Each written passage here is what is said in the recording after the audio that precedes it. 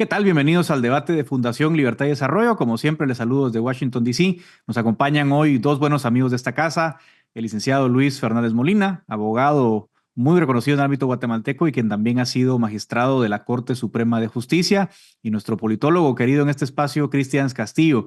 Ambos bienvenidos y gracias por acompañarnos.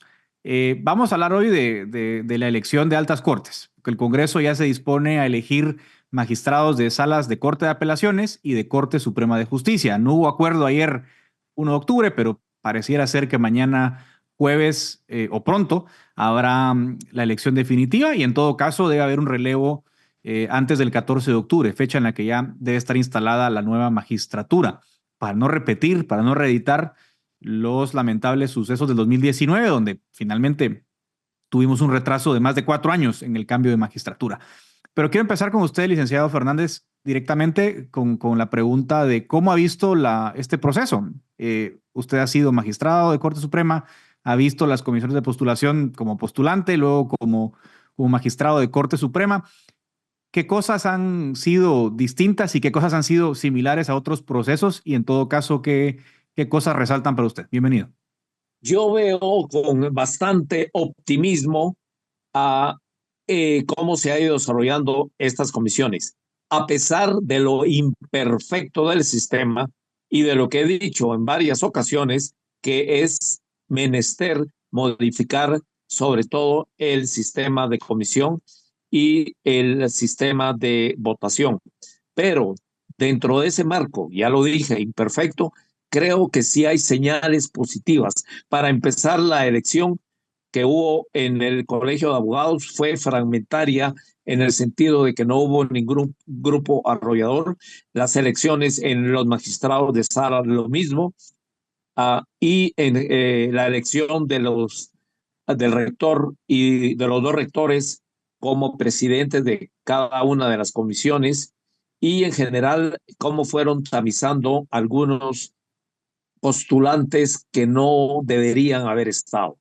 Y sobre todo resalto el papel de la Corte de Constitucionalidad, muy firme, muy rígido, al punto que en la última resolución uh, cumplió el mandato constitucional a cabalidad, en el sentido que el 268 de la Constitución dice que la función esencial de la Corte de Constitucionalidad es la defensa del orden constitucional. No es tanto los amparos, que sí, no es tanto las inconstitucionalidades, que sí, no es tanto las opiniones consultivas, que sí, su función esencial es la defensa del orden constitucional, y en este contexto dijo, estos amparos que han interpuesto, creo que fueron 15, tendrán algún mérito, algún defecto pudo haber habido, pero prevalece el interés formal institucional sobre algunos intereses particulares. O sea, veo con cierto alivio y toca ahorita la fase puramente política, que es la del Congreso de la República. Relevante lo que nos menciona el licenciado Fernández Cristians, porque efectivamente veníamos de ese, digamos, mal sabor de boca del 2019, donde se retrasó la elección. Bueno, había razones, obviamente, por las cuales aquello se judicializó, pero había causado mucho daño al Poder Judicial ese retraso tan marcado. La Corte ahora, la Corte Constitucional, digo, pues de alguna forma, como dice el licenciado Fernández, dijo, no, ya no. Se acabaron las impugnaciones, nadie va a entrar a la lista por un plumazo de un juez. Fue lo que fue, con sus virtudes y sus defectos, pero ya. ¿Cómo viste el rol de la Corte Constitucional, Cristian? ¿Y qué impresiones tenés hasta ahora del proceso? ¿Compartís el cierto optimismo? ¿Cómo lo ves vos? Yo lo primero que quisiera decir es que los últimos 4 procesos han sido complejos. Desde que existe la ley de comisiones de postulación, el sistema, en lugar de mejorar, se complicó.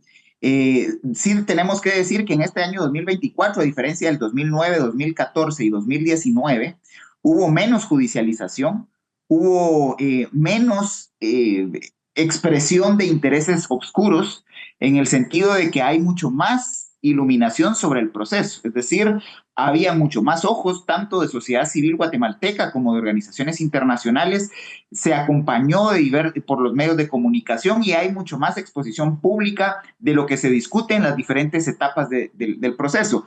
Sin embargo, desafortunadamente no hemos mejorado. Después de 4 procesos con la ley de comisiones de postulación, seguimos teniendo los mismos aspirantes. Es decir, el mecanismo para tratar de evaluar los expedientes se ha ido mejorando, pero, oh sorpresa, ahora en el 2024 tenemos a una gran cantidad de personajes que ya están dentro de los listados de los cuales votará el Congreso de la República, que ya han integrado la Corte Suprema de Justicia, que en su mayoría vienen de la carrera judicial o han estado en la carrera judicial, pero tal vez el elemento más complicado es el que sucede en el listado de Corte Suprema de Justicia. De los 26, 20 estuvieron señalados del caso de comisiones paralelas que se investigaron en el 2019. Entonces, realmente no hemos dado pasos significativos. Entiendo el planteamiento de que es un problema de sistema, pero la Corte de Constitucionalidad ahora sí jugó un rol central en decir que se debía respetar el periodo constitucional. No legislaron tratando de crear un nuevo proceso para la elección y tampoco, afortunadamente hasta ahora, han suspendido ninguna de las etapas del proceso, como sí pasó en el 2014, cuando ya electos los magistrados suspenden por 45 días la toma de posesión. Entonces me parece que ahora no solo la Corte de Constitucionalidad, sino los diversos sectores estratégicos del país han consensuado en que se debe respetar los plazos constitucionales para darle algún nivel de certeza y recuperar la credibilidad que ha ido perdiendo el sistema de justicia en nuestro país. Yo coincido con lo que planteaba el licenciado Fernández Molina al principio, ¿no? Creo que una gran virtud de este proceso fue la fragmentación, porque no hemos visto un grupo dominante como lo vimos en 2014, por ejemplo, o incluso en 2019, y eso de alguna manera hizo un contrapeso, pero como decíamos, es un poco un contrapeso que más o menos saca a flote un proceso que de diseño no parece tan funcional, licenciado. Lo digo sobre todo por la elección de Corte de Apelaciones. Estamos hablando que hay una nómina de 312 aspirantes. Había 1,300 candidatos. Los comisionados, siempre lo recuerdo, trabajan ad honorem, tienen familia, tienen trabajo, tienen quehaceres. ¿Cómo se le puede pedir por diseño constitucional, licenciado Fernández Molina, a 37 personas que en 20 días evalúen 1,300 expedientes y luego voten para integrar una nómina? ¿No hay algo ahí como muy equivocado de concepto a su juicio? Lo dije al principio, realmente hay un sistema impráctico y un poco perverso. Me voy a explicar. Usted mencionaba, Edgar, lo relativo a las jornadas y los decanos. Los pobres decanos terminaban a las 2 de la mañana, 3 de la mañana, integrando una comisión, y uno diría, bueno, se van a su casa, un desayuno, una su siesta. No, no, no, no, no, no. A las 8 tenían otra sesión de la otra comisión, al punto que suspendieron y dijeron, miren, muchachos, pobres los decanos, no perdamos de vista el factor humano, que descansen y la sesión de las 8 se pasa a las 2. Pero el sistema en sí, usted mencionó, Edgar, 1,400. Y yo como comisionado de las salas de apelaciones, hablemos de 1,200. Si quiero ser hombre justo, y estamos hablando de justicia, yo tengo que saber el actuar, el antecedente, la hoja de vida, una entrevista con todos y cada uno de ellos para poder ser justo y comparativo. Aquí realmente dependo mucho de lo que hayan calificado en la otra mesa y basarme en eso. O sea que yo como juez estoy siendo incompleto en la medida que las pruebas no las tengo todas. Si tuviera a 20 y conociera los antecedentes, exámenes, entrevistas, sí sería justo en saber quién es el mejor.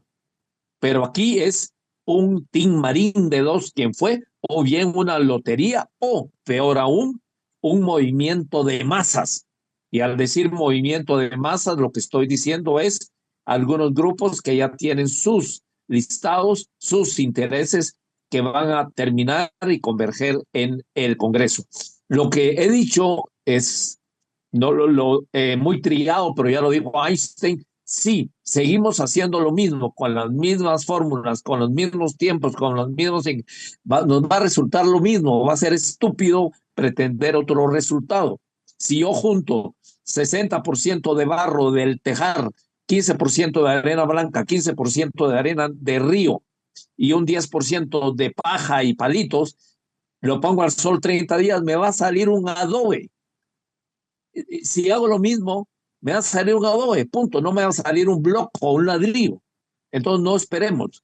Lo que sí digo es que este adobe creo que viene mejor que los anteriores, siguiendo la metáfora. Y ahí con eso me quedo para preguntarte, Cristian, pasemos a la variable política. Es decir, es lo que hay. O sea, es lo que hay, es el sistema que tenemos, las reglas que tenemos y ya sabemos qué es lo que hay.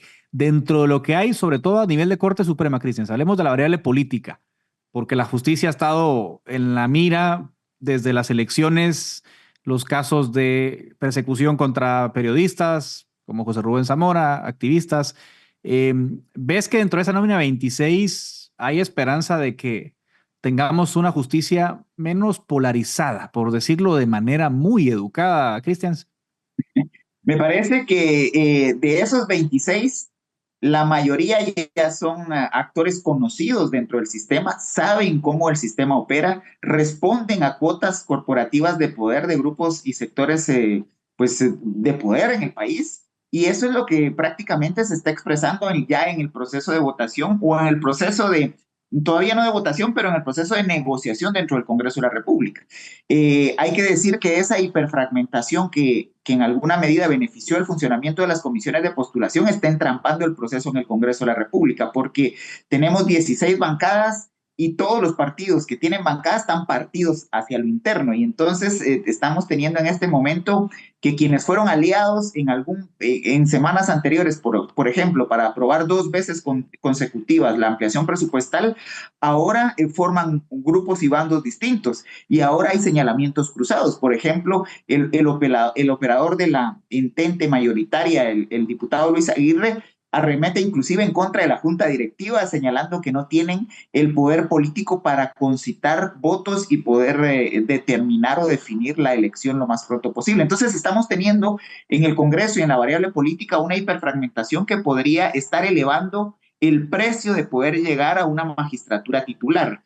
Y ese punto es tal vez el más preocupante, sobre todo porque vuelvo al hecho de decir que todos, si no los 26, una buena parte, más de 20 por lo menos, ya vienen de adentro del sistema judicial. Entonces, conocen los costos, conocen los procedimientos, conocen cómo ejercer el poder a lo interno de la Corte Suprema de Justicia, que ha venido reconcentrando poder, porque en algunos casos se había logrado descentralizar poder hacia el Consejo de la carrera judicial y se había logrado quitarle a la Corte Suprema de Justicia incidencia sobre la administración de la ubicación de algunos jueces, de la distribución de recursos, etcétera. Sin embargo, en los últimos años se ha venido reconcentrando ese poder y el que sabe cómo funciona y cómo se maneja, obviamente va a garantizar resultados más inmediatos. Esto supone que haya interés de los sectores que están detrás de querer una cuota mayor para evitar lo que tuvimos en Cortes Supremas anteriores, en donde la Corte se dividía entre 7 y 6 y no se lograban acuerdos y no se lograba que las cosas, que los procesos judiciales avanzaran. En ese sentido, me parece que un reto importante es que los 13 que lleguen con el suficiente respaldo político para tratar de exigirles, una vez en el ejercicio de su cargo, una independencia judicial y obviamente la aplicación de la justicia pronta y cumplida. Decía el diputado Luis Aguirre, licenciado Fernández, que había habido un péndulo en la justicia y que lo deseable sería que el Congreso nombre magistrados que no hayan sido parte de ese péndulo que él denominó. No sé si la analogía es la más feliz, pero creo que el mensaje que transmite algo nos dice. ¿Deberá ser eso, digamos, a lo que deberíamos aspirar en la elección en el Congreso? Realmente llama la atención en un matutino hoy en la mañana, recoge palabras del diputado Aguirre y habla de no derecha ni de izquierda, sino un péndulo en el entendido central, en el centro. Eso le agrega un elemento adicional a este debate, que es el elemento ideológico. cual si hubiera a magistrados, candidatos de derecha o de izquierda, muy al estilo de los liberales y conservadores en la Corte Suprema de los 9 de Estados Unidos. Eso realmente llama la atención. Pero como se ha dicho, ahorita todo entra a esa gran licuadora que es el Congreso de la República, que es la bolsa de valores, el Wall Street o la bolsa de antivalores, donde se están discutiendo muchas cosas, incluyendo el presupuesto del año 2025, incluyendo también algunas posibilidades de reformar algunas leyes, como la ley del Ministerio Público, a manera de ejemplo. También se está disputando tarde o temprano tienes la Junta Directiva del Congreso, y no perdamos de vista que en esta elección de los 13 magistrados de la Suprema se está dando el primer paso para la elección del próximo miembro de la Corte de Constitucionalidad. Ya estamos eligiendo uno de los 5. Si hay un grupo dominante, ya los que apoyen ellos llegarán con la consigna de que ya saben mucha quién es el que hay que votar, pero si hay fragmentado, ya no va a ser tan fácil. Pero todo converge en ese mercado que es político, que es el Congreso de la República, donde hay muchísimos intereses, ya lo dije, y a ver qué pasa. O sea, el criterio de capacidad, superjuristas, el criterio aún de honestidad, el criterio de idoneidad, son secundarios. Aquí ya prevalecen los criterios de los diputados, cual si fueran fichas en un tablero. Te lo pongo difícil, Cristian, porque me queda un minuto. ¿Dónde queda el oficialismo en esta elección? Me parece que está jugando dentro de la alianza mayoritaria dirigida por el diputado Aguirre, que efectivamente es la que ha logrado votos para votaciones importantes en tiempos recientes. Pero el licenciado Fernández me parece que pone un elemento fundamental para la discusión, y es no ver la elección de las Cortes como parte de un combo.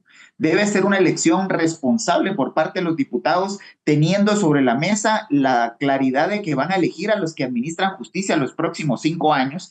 Y si a eso quieren amarrar, llegar a la junta directiva, lograr una ampliación del presupuesto, aprobar el presupuesto del año entrante, una serie de otros temas legislativos, lo único que va a hacer es entrampar el proceso. Ya no tenemos tanto tiempo. Hay que recordar que antes del 12 de octubre deben estar electos para poder ser juramentados y que tomen posesión en el periodo constitucional establecido.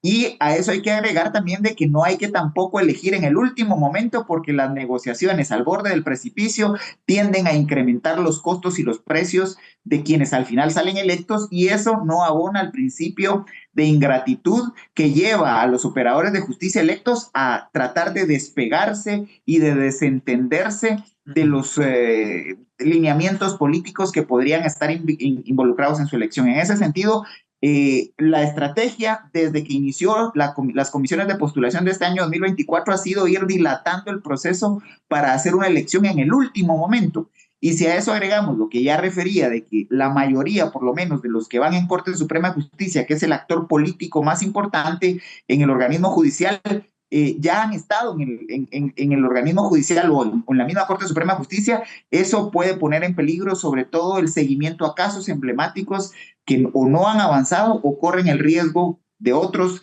que pueden ser desestimados, pueden ser olvidados, engavetados, etcétera. Y al final los guatemaltecos nunca nos enteramos de qué es la verdad o cuál ha sido la verdad de los hechos en este país. Pues bien, como ustedes decían, de la Corte Suprema de esta elección depende la estabilidad política. Hay antejuicios contra el presidente y miembros del partido en la Corte Suprema de Justicia. Los conocerá la Corte entrante.